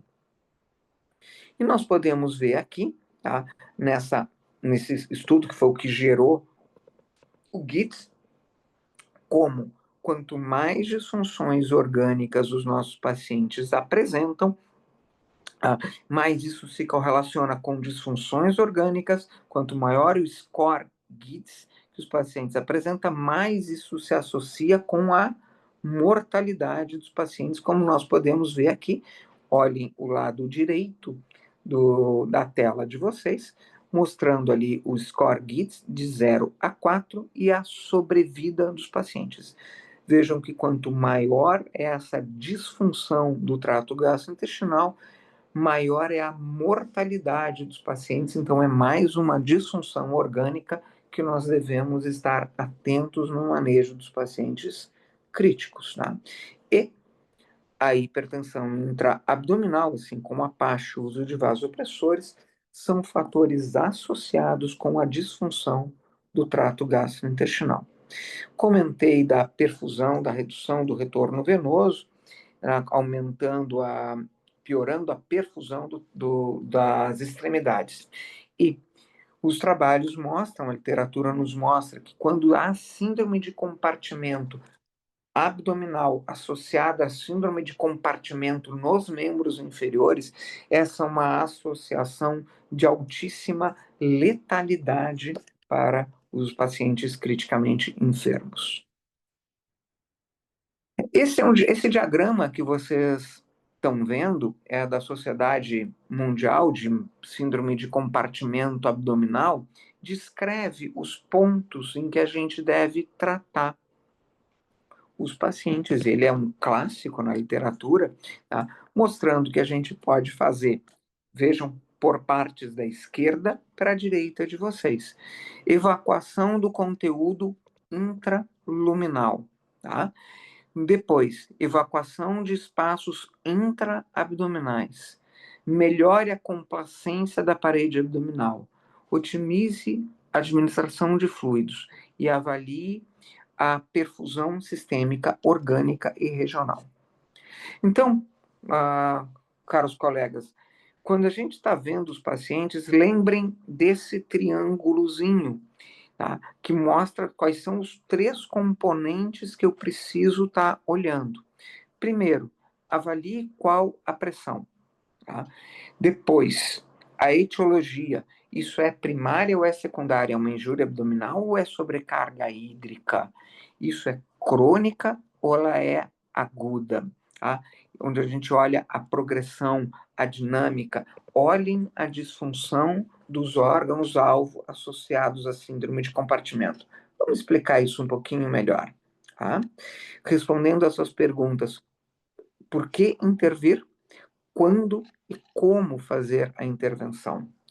Então, primeira pergunta a fazer: existe necessidade de intervenção sobre essa síndrome de compartimento? Então, o que eu preciso olhar? O valor da pia. Medir a pia direitinho. Paciente deitado, em posição supina, a medida correta através da bexiga. A evolução da pressão ao longo do tempo é só uma medida ou eu tenho outras medidas que mostram que isso está se mantendo? Lembrem lá da definição, é uma pressão continuada e associada à disfunção orgânica. Olhem o grau de disfunção orgânica que os pacientes têm. Isso está repercutindo sobre quais sistemas, o quanto isso está repercutindo. Está repercutindo de uma maneira que o meu paciente está em franca insuficiência respiratória e ele está inventilável, ele está num choque refratário. Então, eu preciso olhar esses cenários para juntar essas informações da necessidade de intervenção. E, por último, e não menos importante, esse paciente eu estou medindo direitinho, ele está adequadamente sedado, ele não está fazendo esforço, ele tem alguma assincronia na ventilação, que isso falsamente está intervindo sobre a medida que eu estou fazendo da pressão intraabdominal. Então, avaliem a necessidade de maior analgesia e sedação e ou necessidade de bloqueio neuromuscular. Tá? Quão urgente é o efeito da intervenção requerida? Isso eu tenho que fazer imediatamente agora, porque eu tenho uma disfunção orgânica que é ameaçadora à vida imediatamente. Tá? Eu tenho comprometimento da perfusão dos membros inferiores do paciente. Tá? Isso, de novo, se isso é primária ou ela é secundária. Essa elevação está se dando de uma maneira aguda ou de uma maneira crônica? É diferente se eu tenho um paciente com cirrose, que é cronicamente com aumento de ascite e pressão mais alta, ou se é um paciente que tem esse desenvolvimento ao longo de horas após um trauma abdominal. Uma vez mais, o valor da pia. Então, são esses fatores a gente precisa levar em consideração. E depois, qual é o melhor método de intervenção? Então, vamos separar isso em partes. Primeiro, redução do volume intraluminal.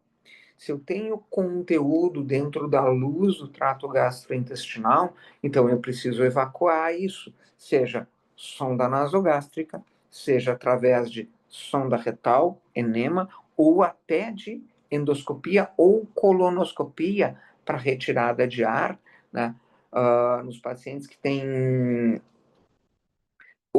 pseudo-obstrução intestinal, síndrome de Ogilvie, tá? Então, às vezes, a gente faz colonoscopia para retirada desse gás todo que está levando ao aumento da pressão intraabdominal. Depois que eu avaliei o conteúdo intraluminal, vamos agora num segundo momento, a redução do volume extraluminal. Esse paciente tem coleções, ele tem ascite que eu possa drenar, ele tem alguma formação de algum abscesso, de alguma coleção que eu devo, então, fazer uma drenagem percutânea disso, drenar hematomas. Pacientes que têm grandes pneumoperitônios com comprometimento da pressão intraabdominal, algumas vezes isso está descrito, antes de levar esse paciente ao bloco, eu posso ter que fazer a descompressão disso para melhorar a condição de ventilação e de hemodinâmica e da perfusão intestinal dessas pessoas. Se esse paciente tem síndrome de compartimento secundária, por exemplo, os queimados, que a gente já comentou, que recebem grande quantidade de líquido, ou meu paciente vem desenvolvendo recebeu um excesso de volume, eventualmente diuréticos, para retirar esse excesso de líquido, principalmente se isso está acontecendo de uma maneira que é prolongada ao longo de horas, ou a utilização de terapia renal substitutiva, hemofiltração, hemodiálise veno-venosa contínua, algum tipo de retirada desse excesso de fluidos que pode nos ajudar no controle desse conteúdo extraluminal. Tá? Depois vamos ver assim, como eu posso melhorar a complacência da parede abdominal. Comentamos lá no início pacientes grande queimados, que tenham queimaduras da parede abdominal. Tá? Isso reduz a elasticidade dessa pele, então isso reduz a complacência da parede. Então, eventualmente, escarotomias. Esse paciente tem curativos que estão comprimindo a parede abdominal, retiradas de curativos. Mais uma questão. Analgesia, sedação, bloqueio neuromuscular. Posicionamento corporal do paciente. Então, decúbito dorsal, cabeceira plana e descrito até como Trendelenburg reverso, maneiras de tentar diminuir essa pressão intraabdominal. Maneiras que eu vou fazer para redução da complacência da parede abdominal. Por último, quando nada das outras coisas conseguiu funcionar, resta para nós a opção de laparotomia descompressiva, tá? Que é realmente aí a abertura da parede abdominal ou a abertura da linha alba, de modo que realmente reduza a complacência abdominal e possa reduzir, então, a pressão. Tá? Lembrar, a descompressão é um fator de risco para injúria, disquemia e reperfusão, e a gente se prepara para isso, não vamos evitar, o que a gente quer é descomprimir o paciente. Não impede que a gente continue monitorando a pia. Eu descomprimi, a pia vai diminuir? Vai, mas a gente precisa continuar monitorando isso. Tá?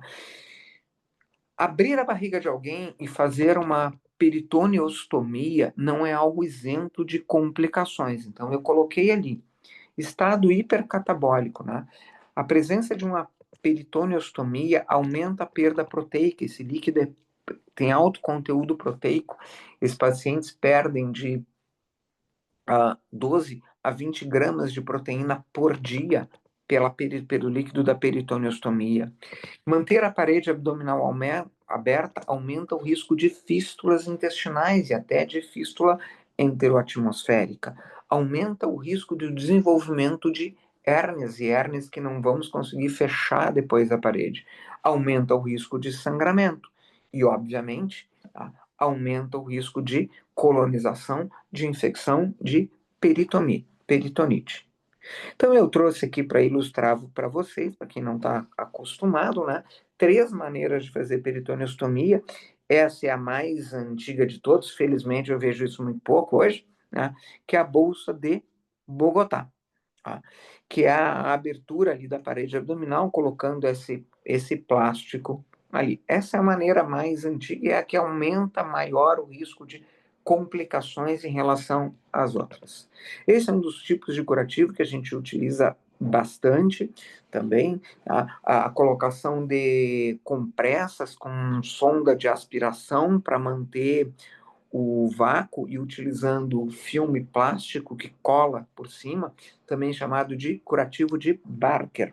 É uma das maneiras de manter o curativo a vácuo dentro para reduzir a pressão intraabdominal desses pacientes, tá? É uma das maneiras de conseguir fazer isso. E a melhor das alternativas, na verdade, que a gente tem, tá? É o melhor tipo de curativo, é esse que eu estou mostrando para vocês, que é o curativo, o Abtero, o sistema de pressão negativa profissional, também com esponja, aí com uma máquina do lado que mede, que nós conseguimos controlar melhor a pressão. Ele se associa com menor taxa de risco de complicações em relação aos anteriores. Mas isso precisa estar sendo monitorizado. Então, prestando atenção. Eu costumo mostrar para os residentes, olha, vai lá e toca na esponjinha, vai lá e troca na compressa. Ela tem que estar dura, empedrada. Isso é o que mostra que o vácuo está funcionante. Quando ele começa a ficar encharcado, perdeu o efeito do vácuo. Hora de trocar o tipo de cobertura, o tipo de curativo em si. Tá? Então, para lembrar aqui, quando eu tenho pacientes com a pressão intraabdominal aumentada, o que nós podemos fazer, né, para reduzir a pressão intraabdominal? Então, está ali colocadinho à direita de vocês. Melhora a complacência, sedação, analgesia, bloqueio neuromuscular, evite levantar a cabeça acima de 30 graus. A redução do conteúdo intraluminal, descompressão nasogástrica, retal, agentes procinéticos para o estômago, para o cólon, colonoscopia. Redução dos conteúdos das coleções líquidas e hematomas intraabdominais, paracentese, drenagem percutânea. Corrija o balanço hídrico positivo, tá?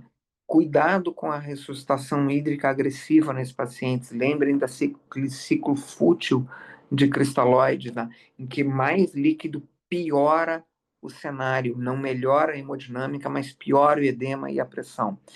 Então, soluções são hipertônicas, diuréticos, diálise ajudam. Suporte às outras disfunções orgânicas, né? Circulatória, cerebral, renal, hepática, tudo isso é importante. Agora, a despeito de tudo isso, o paciente desenvolveu síndrome de compartimento abdominal.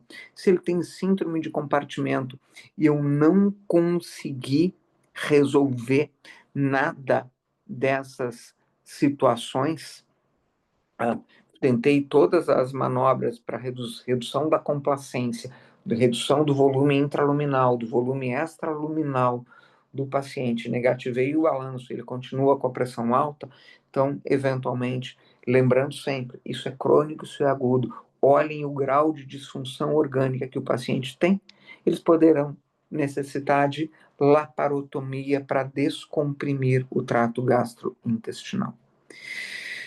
Eu agradeço a atenção de vocês, estamos aqui dispostos às perguntas e respostas que vocês venham a ter. Obrigado pela atenção, obrigado à Amíbi pelo convite.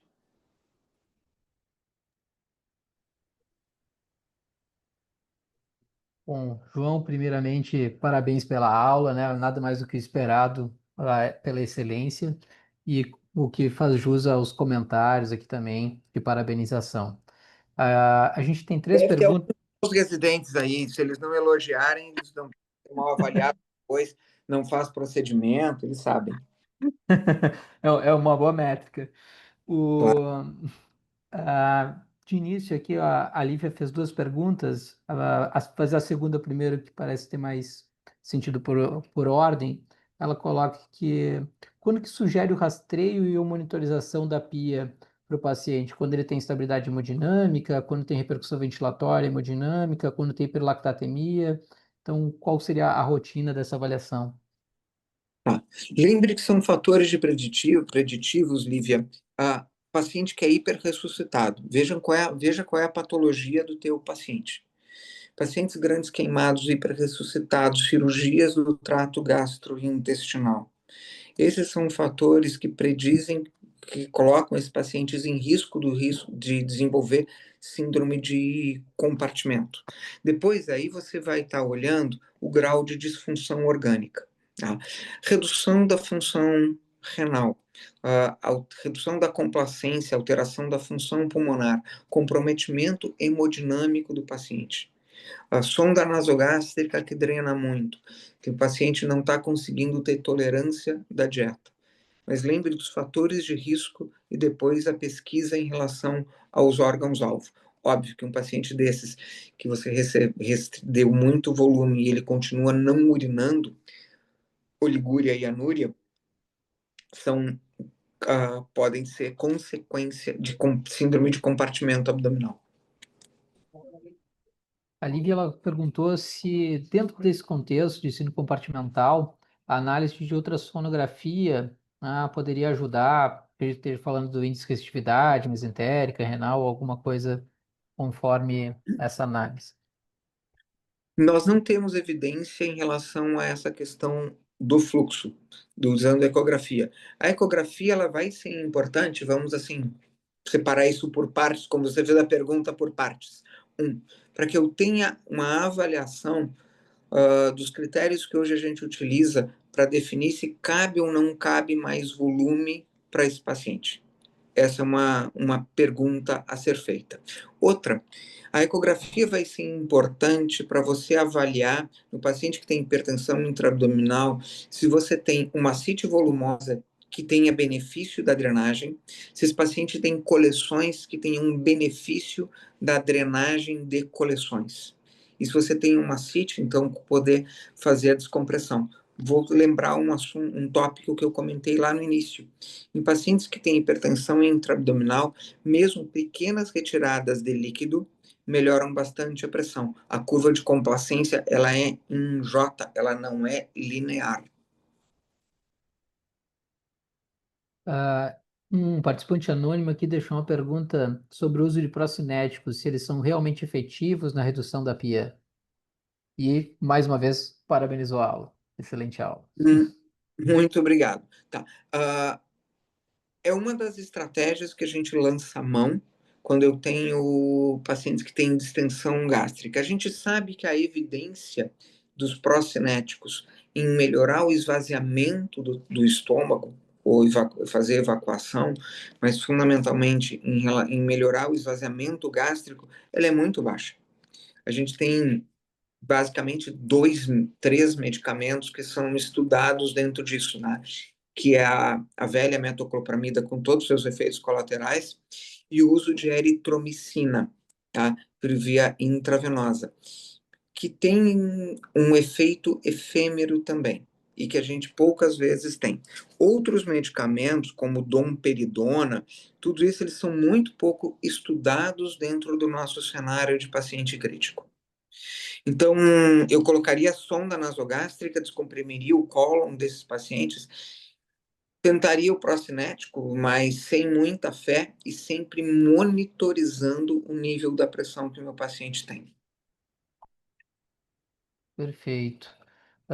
Acho que se a gente fosse parar para discutir um tema tão relevante para o nosso dia a dia, a gente ia poder ficar até amanhã, ainda mais depois dessa aula que deu margem para isso, né? Contudo, já estamos com um adiantar da hora. Como não temos mais perguntas, só mais comentários e elogios aqui no QIA, aproveito para agradecer a MIB, falar mais uma vez do Fórum MIB, que semana que vem vamos ter de novo nossa atividade. Agradecer ao João e deixo a palavra aí para os seus finalmente. Bem, gostaria de agradecer o convite da AMIB, como eu disse, assim, faz parte do nosso trabalho como preceptor de programa, como instrutor do TENUT, está compartilhando informação com todos que estão buscando e no crescimento aí dos programas de especialização e de residência. Tá. Não esqueçam o trato gastrointestinal dos pacientes de vocês. Essa é uma disfunção que a gente pouco valoriza. Então, não esqueçam as disfunções do trato gastrointestinal. E como instrutor do TENUT, os meus residentes que estão por aí vão lembrar assim, não esqueçam que o paciente de vocês tem que ser alimentado de alguma forma, tá? Ou é pela boca ou é pela sonda, pela produção parenteral, tá? Não existe nutrição ruim, não existe nutrição feia. Existe não nutrir adequadamente os nossos pacientes, tá? Muito obrigado uma vez mais pela atenção e até uma próxima oportunidade. Boa semana a todos e lembrem que as aulas estão todas na nossa plataforma no YouTube, né, na aba do Fórum MIB, então sempre que quiserem rever, estão todas lá. Obrigado a todos, um abraço.